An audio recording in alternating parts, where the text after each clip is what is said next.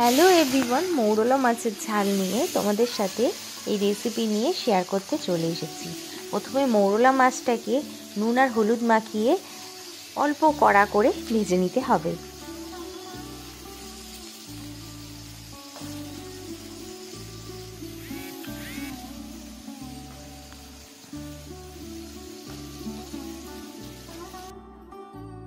মৌরলা মাছ কম বেশি সবাই ভালোবাসে খেতে, তার জন্য অল্প একটু সর্ষে বাটা দিয়ে ঝাল করলাম।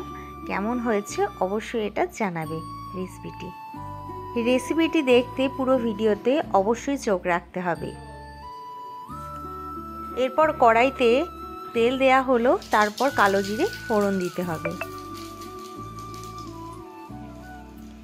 এরপর একে একে কেটে রাখা আলু দিয়ে দিতে হবে। হালকা হালকা ভাজার পর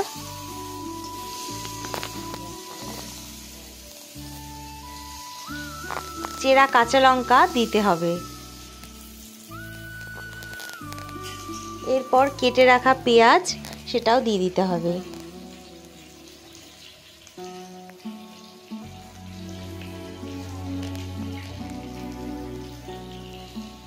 এরপর নাড়াচাড়া করে নিতে হবে। হালকা লাল লাল হলে, লাল লাল হওয়ার জন্য ওয়েট করতে হবে। হালকা লালচে হয়ে এলে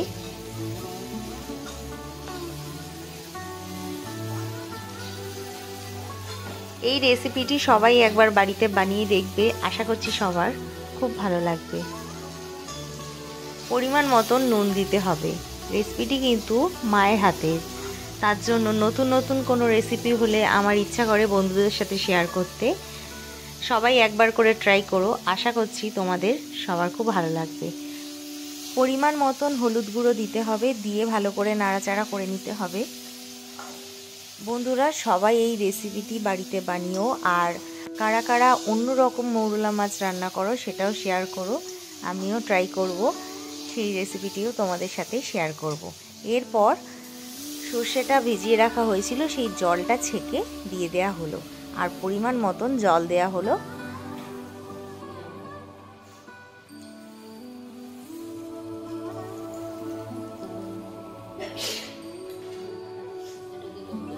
এরপর ফুটে যাওয়ার জন্য একটু ওয়েট করতে হবে।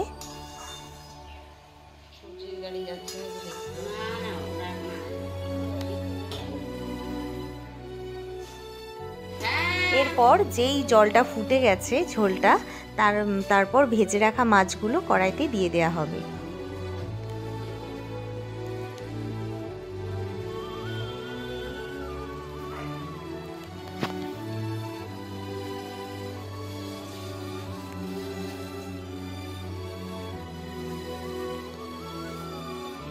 এরপর চেরা কাঁচা লঙ্কা দিয়ে দেওয়া হলো দুটো।